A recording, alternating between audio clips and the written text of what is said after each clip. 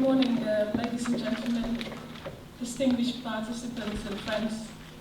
Welcome to this seminal event in 2011 AfricaAdapt Symposium on Climate Change.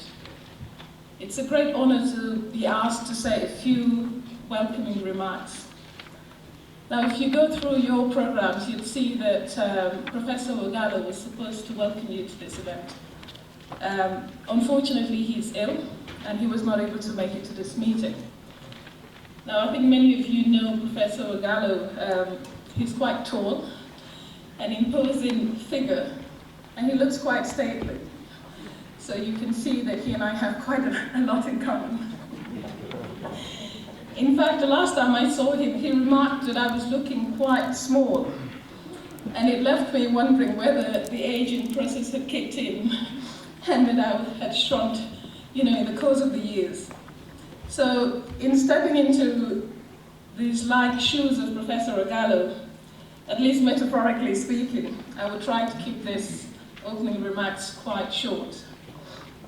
First, I would like to thank our host, UNECA, for this great partnership and for so graciously hosting us in your wonderful facilities. Many thanks to UNECA for providing this intellectual space that will help fuel our thinking and how we scale up this tremendous work that we're doing on adaptation and climate change in Africa, and how we think through how this work can be linked to policies at all levels. Partnership is fundamental to these processes, so I would like to also thank the partners, ENDA, FARA, ICPAC, IDS, and also the co-sponsors, CTA, CDKN, ACPC, IDS Knowledge Services, and not forgetting IDRC and DFID through CCAA for making this event possible. So I'm sure you're all wondering, why have we traveled so far? What are we hoping to achieve? I want to tell you a little bit about AfricaAdapt and why we in CCAA thought that it was essential to support this kind of networking. I think everyone gathered here today agree that climate change poses a serious risk to Africa. Our land, our people, our water, our economies, our hard-earned development gains are all at risk from global warming. And many of us would agree that much of the knowledge that is needed to confront climate change in Africa exists here already. But what we tend to lack is the tools and the resources to effectively share our knowledge in ways that are meaningful and useful to those who must make changes to adapt. And we have not actively cultivated a culture and practice of sharing this knowledge. CCAA, through our partnership with DFID and IDRC, is very proud to be associated with AfricaAdapt. In fact, this is one of our flagship projects. And we're very glad to see that it has gone way beyond what we had seen in the early days of designing this proposal with our partners, such as ENDA, FARA, and ICPAC. We're also very keen to see partnership emerging from this, and it's equally keen to see how processes such as these can be sustained through a credible African institution, through this principle of devolution that we hold so dear. From the early days of CCAA program, we realized that we could spend a lot of time and money supporting research and adaptation, and we would do a lot to build scientific capacity to inform adaptation. But if we did not also invest in helping our partners communicate and network effectively, that research and that capacity would not fully serve the people of Africa. So we funded AfricaAdapt as a means to mobilize existing and new scientific knowledge and help share it widely in languages and in forms that make sense to people. The AfricaAdapt network was launched in May 2009. The network aims to facilitate information flow, to broker relationships, to foster a culture of knowledge sharing, and to increase the visibility and inclusion of African adaptation knowledge.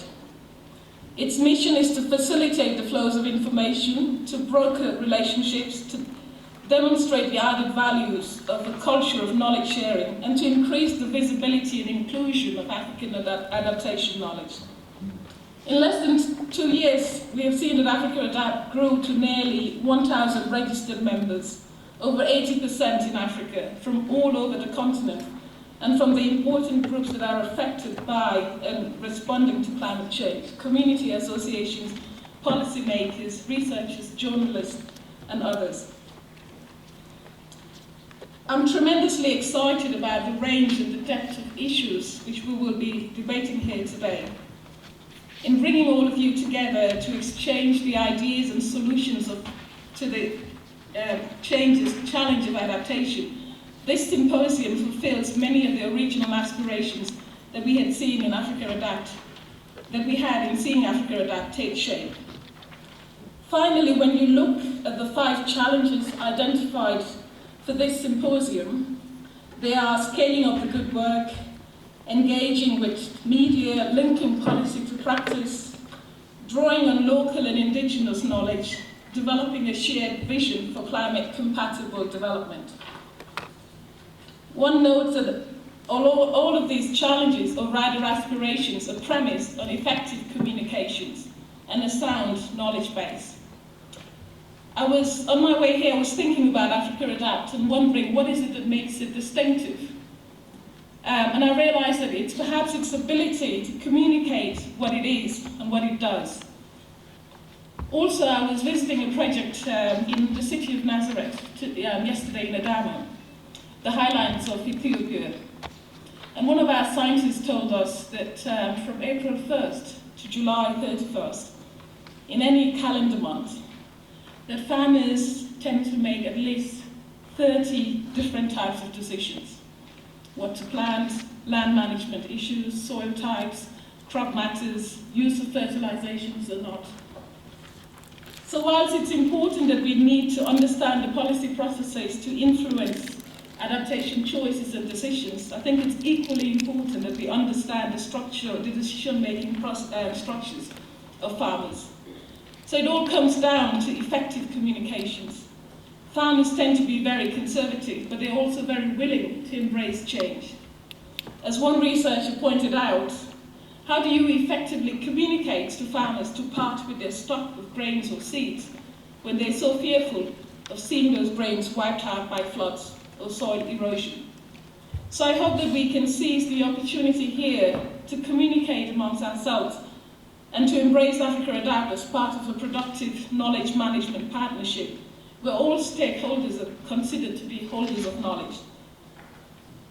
As we think through this process that will help us cement viable policies in climate change, we need to take vulnerable communities along with us, using a word at least that I've seen quite a lot in the program, to ensure that our vision is compatible with their development aspirations.